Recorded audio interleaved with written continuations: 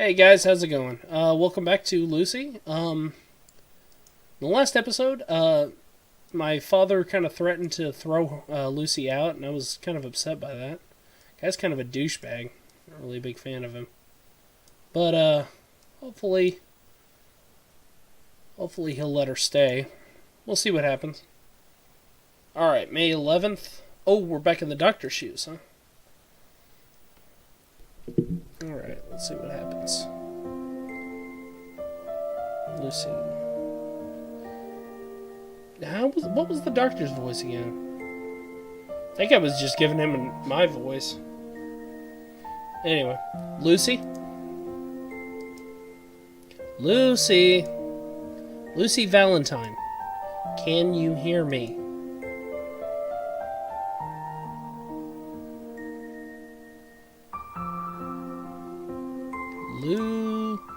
Can you hear me? Lucy Valentine.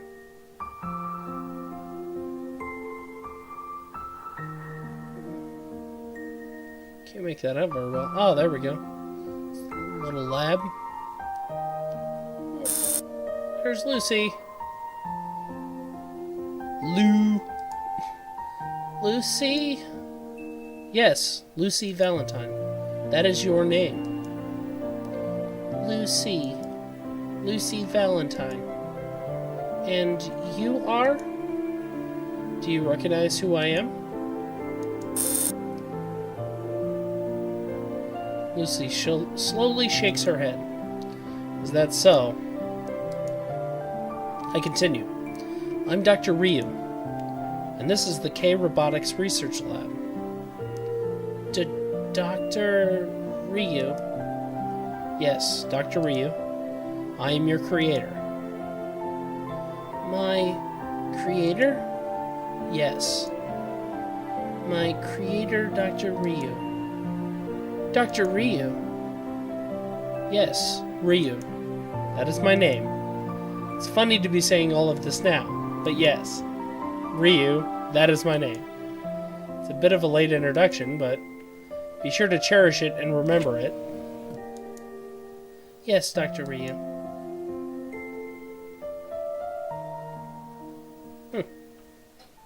Alright, maybe we'll run into him later.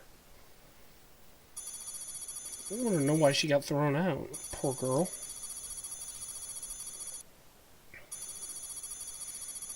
Gosh, this thing pops up all the time. I think it's their way of transitioning, but I'm so sick of reading those rules. Alright, back to me. It's October 14th now. Master? Master? My body is being shaken from side to side. Master? Something is shaking my body. Ugh. Wake up, Master. What do you want? Still feeling drowsy. I try my hardest to overcome the weight of my drooping eyelids. Finally managed to force open my eyes. Oh! Right in my face. Wake up. Aw, it's so cute. So cute, little cheek. Little cheek. Right before me was a pair of blue eyes the size of frying pans. Ah! It freaked me out, too. I stare at Lucy in bewilderment as I find myself falling out of bed.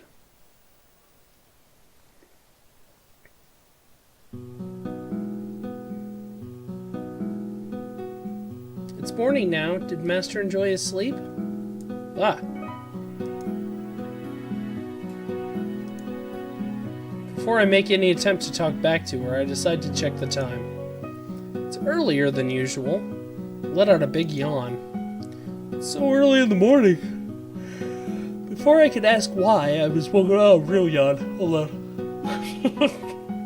Before I could ask why I was woken up so ahead of schedule, I start to sniff.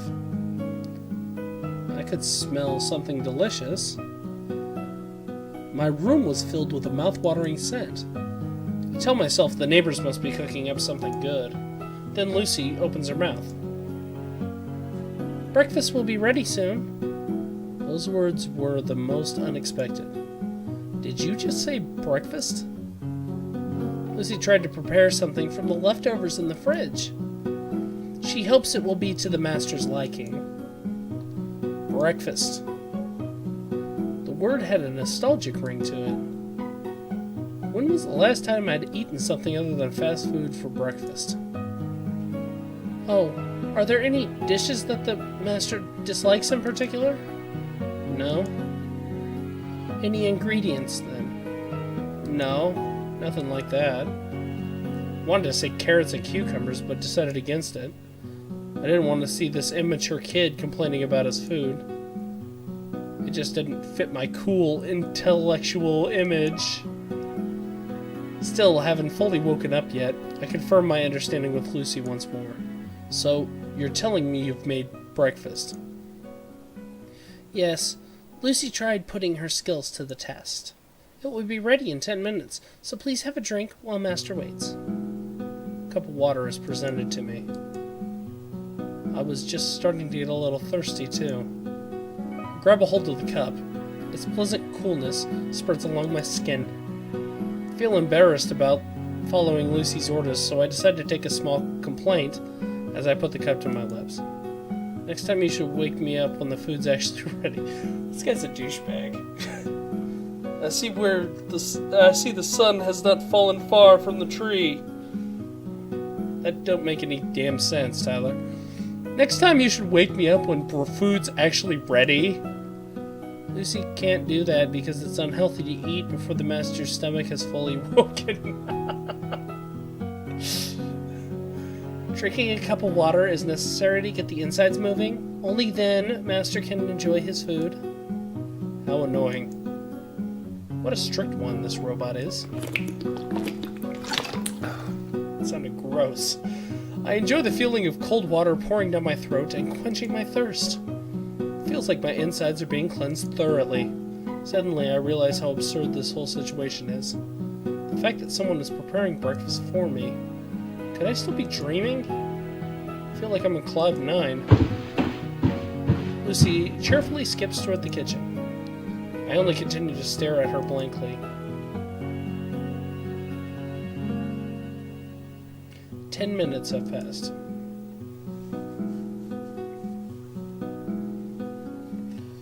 Only now I feel more awake. It's a pain how my body is really slow to start itself up. It's because all you eat is fast food. I begin to feel hungry. The smell of Lucy's cooking motivates me to drag myself out of bed. I head straight to the kitchen table.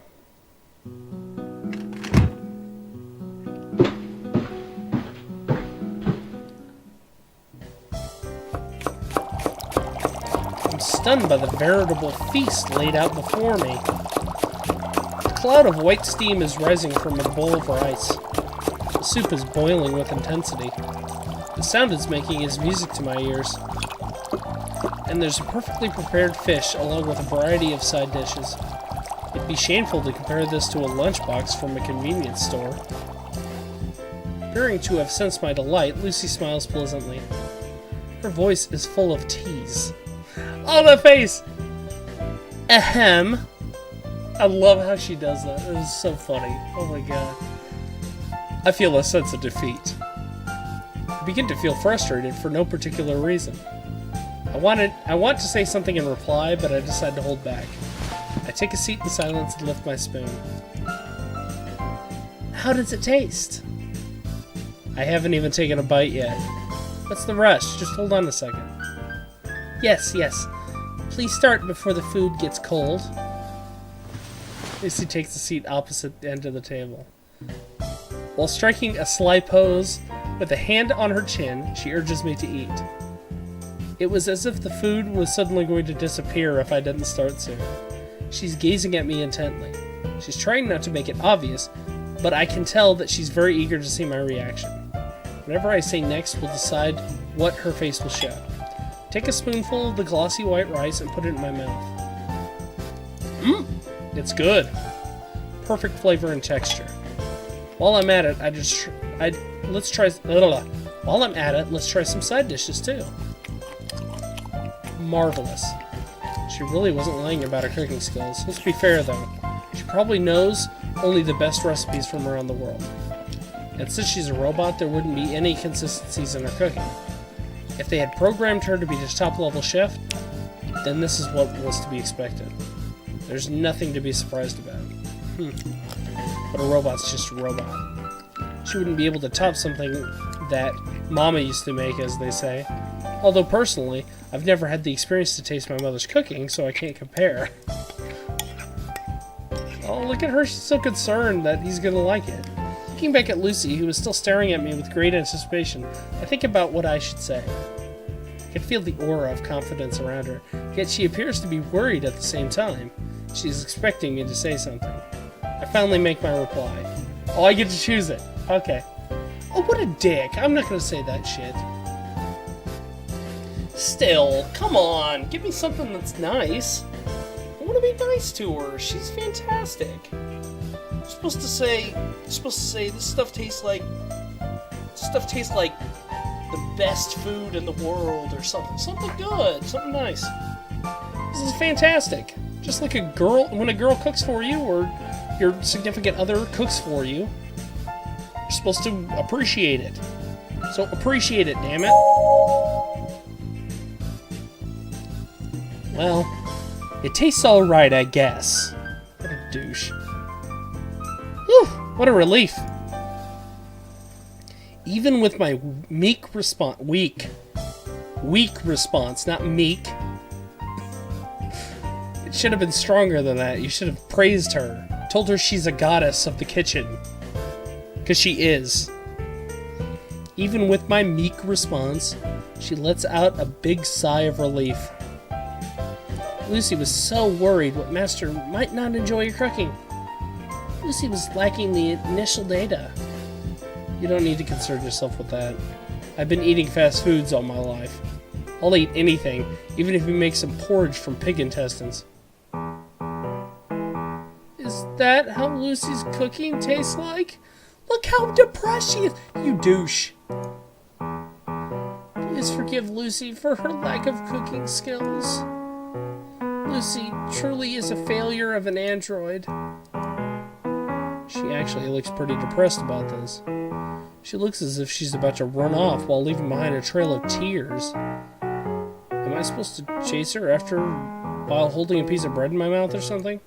No, that's not what I meant. I'm saying it tastes better than what I'd expected. So you don't need to beat yourself up over it. Is that true? Look at that Ponum! Look at that Ponum! Yeah. Can Lucy really trust Master with those words? It doesn't take long for Lucy to cheer up and start humming away, happily. It's nice that she's easy to deal with. I continue to eat in silence while checking up on her every few spoonfuls.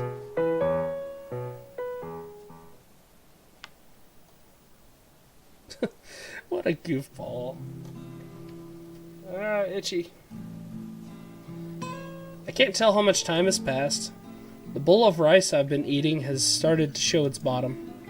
I steal a glance at the clock. It's not yet time to leave for school. While reveling in my satisfaction, I decide to sit back in my chair and chill out for a bit. Some time passes. While cleaning up the empty dishes, Lucy asks me a question. Her tone is quite delicate, as if to soothe a small animal.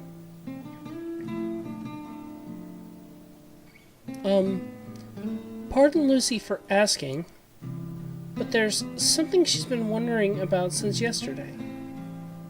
What is it?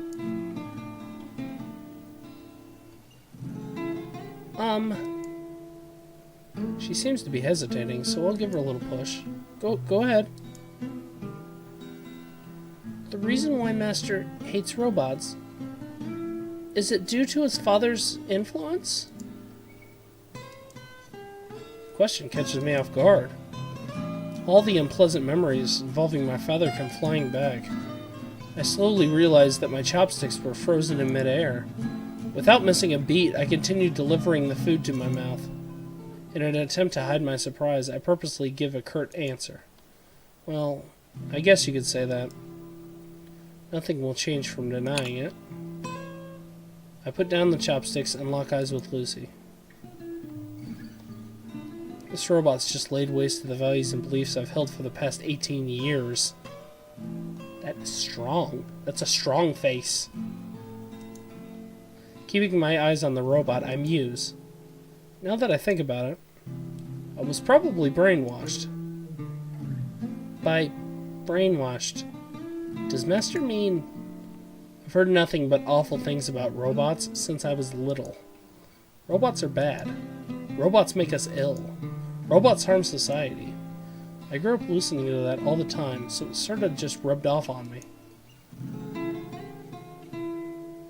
The previous generation of IT.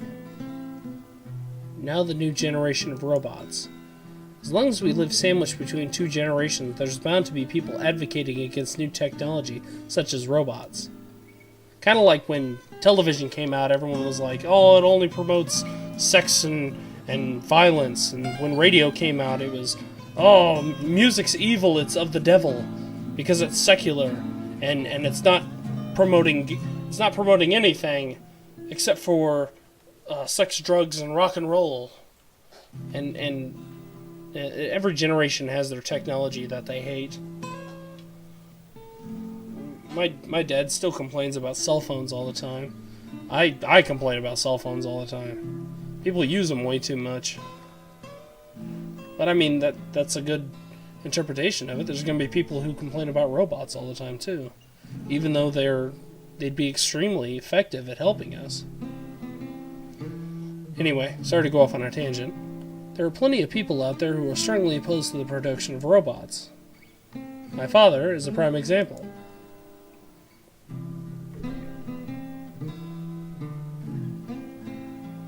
Similar to what happened during the Industrial Revolution, the effects of this profound new technology is gradually expanding across the globe. Robots are taking away people's job opportunities. Yeah, that would be a big problem. It costs less to maintain robots than to pay employees' salaries. So a lot of people are out of work. Robots never complain, and they're consistent in their performance, unlike people. They don't feel any stress or pain, and they never mess around. It'd be much easier to deal with a robot than fuss over some troublesome worker. Besides that, they'd never tire, so you could work them all day long. We're only beginning to find out what kind of changes robots will bring our society. Unemployment is getting out of control. All the newly formed jobs are being handled by robots. That's why many people shun robots. Well, it makes sense. They took our jobs! They took our jobs! No one understands whether this is a temporary phenomenon arising from the drastic changes of our lifestyle, or if it's the type of psychological disease. It's only become clearer as time goes on. One thing I can say for sure is that there's always been a divide amongst the population, as made evident by the Ludistum movement of the early 1800s. Ludistum. Some are more willing to accept this new technology, while some are not. To me, a world run by robots doesn't seem too promising. It would be bad for humans, because we need jobs to stay alive, because we need money. Of course, if companies always think about the dollar first, the bottom line, the dollar. And so, anyway, let's get back to the story. I'm going to start on another tangent. It was too late by the time I'd finally grown old enough to be able to think for myself. It's not as simple as just changing my perspective, because maybe I still would have turned out like this even without my father's influence. My hatred for robots has simply become a part of my life now.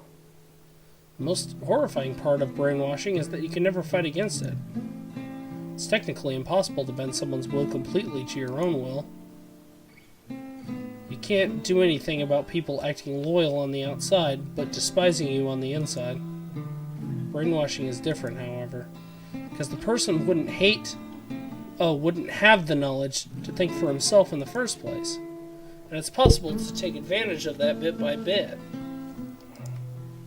As long as the victim never comes to realize this, he'll never be able to retaliate. There also needs to be some compelling reason for him to change. Even with a good reason, it's likely that he'll never be willing to accept it. Because if he did, he would be going against all the beliefs he'd held for his entire life. It would crumble the foundation of his very existence. The older a person becomes, the harder it is for him to admit that he has been in the wrong. Who knows? Maybe I would have never come to hate robots. It's too late for me to start thinking about that, though. No, it's not. You're only 18 years old.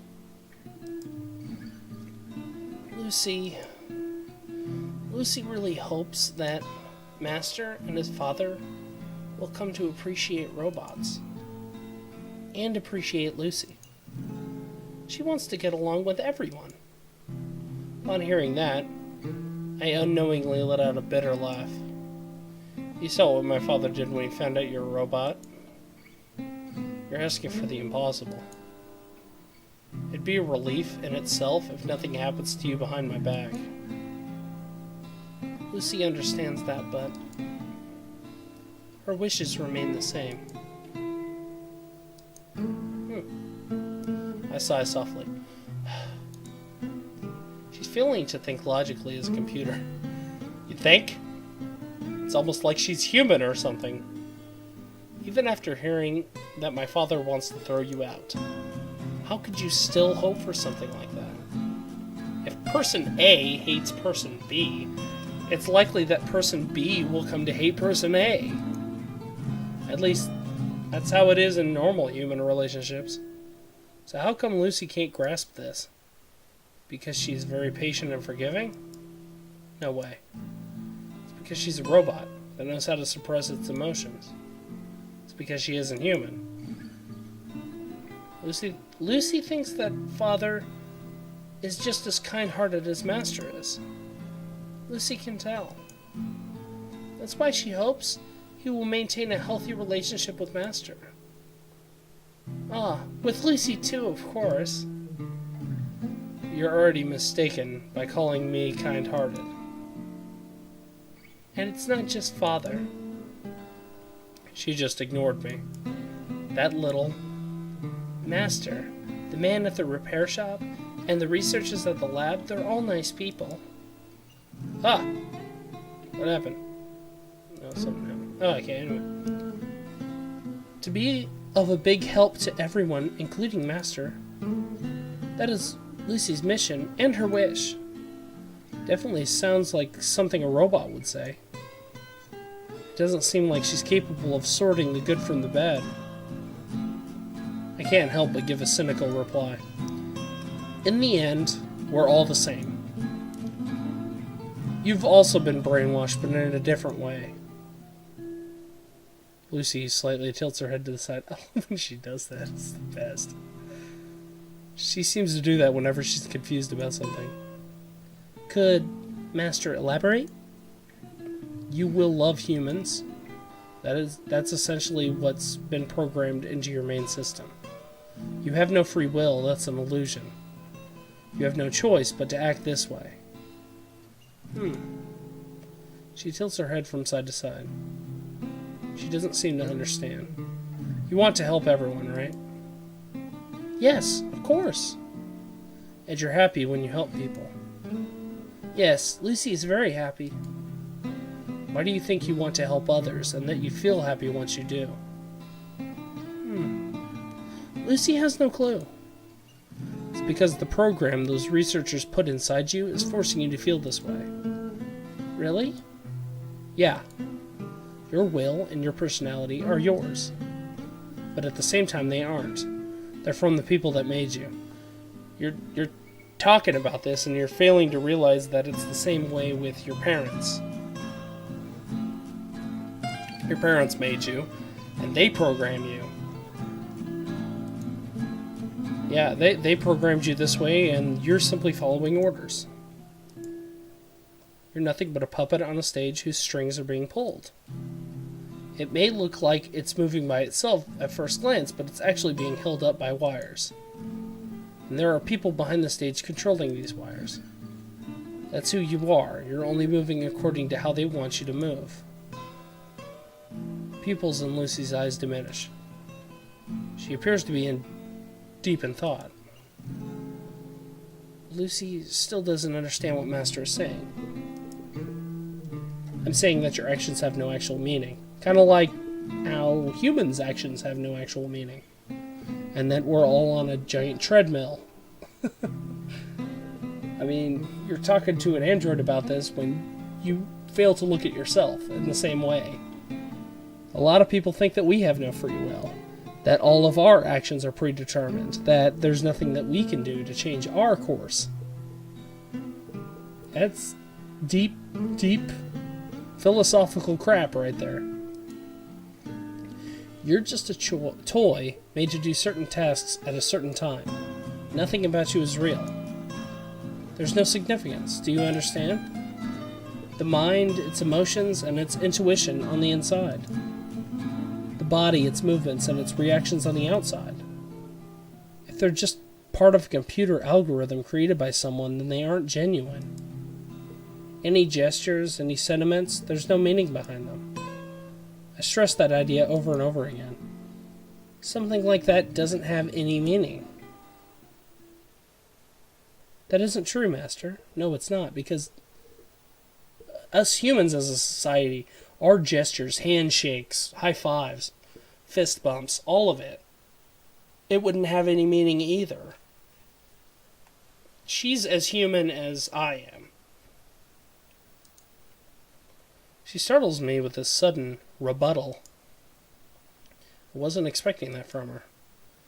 What are you talking about? There definitely is a meaning. Lucy knows. You're saying that there is a meaning? You still don't get it. You were made to be friendly with humans through a program. It's not by your own choice. Your action and feelings, they're all artificial. That's why they're meaningless. It doesn't matter where Lucy's feelings come from. What? No matter who's controlling Lucy, if Lucy helps someone, that person will be happy. And if he's happy, Lucy will be even happier.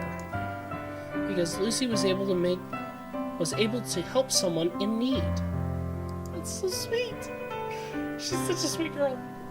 In the end, both that person and Lucy will be happy. And Lucy is satisfied with that. Even if she was created for this purpose. Even if she is acting on someone else's will. That's not important to Lucy at all. The fact that Lucy helped someone, how Lucy felt while she was helping someone, and how Lucy was thanked for helping someone. Master may call such feelings fake, because Lucy was made to feel and act this way. But to Lucy, this is very much real, and this is where she finds meaning in her life. Nonsense.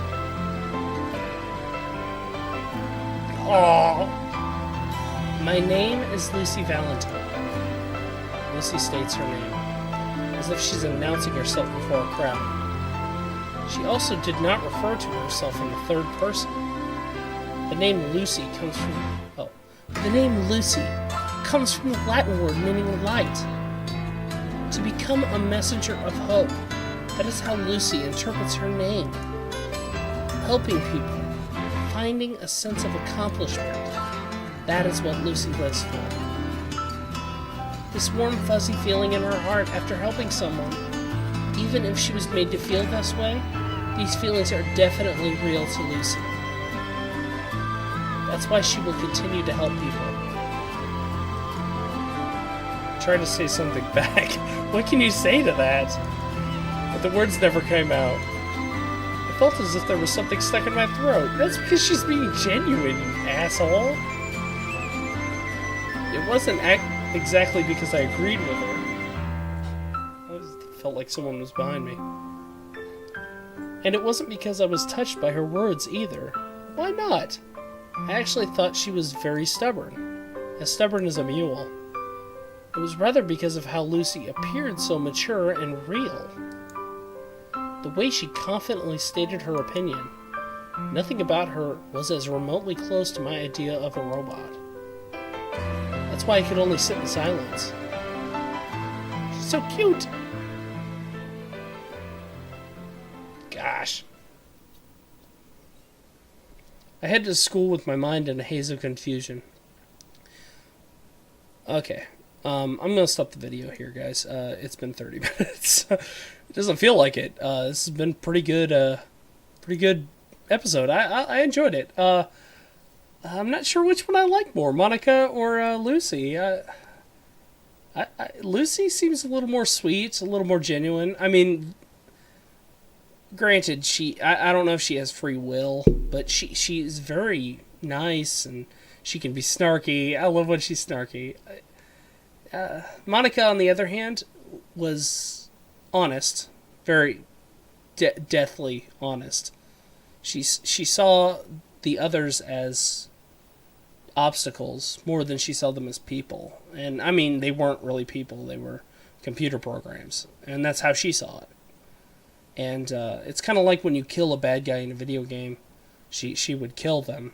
You know how you kill the people in a video game, they're fake, whatever. I saw them as real. I saw them as people. And when she would kill them, it was shocking to me, because it was like she was killing actual people, but to her, they're just computer programs. And as a video game player, I kind of understand that. Monica, I really, she really had love. She had emotion. She had feeling. Lucy is very loving and kind, generous person. I like her. She's a sweetheart. Anyway, hope you guys enjoyed this. Stick around for the next episode. It'll be coming out soon.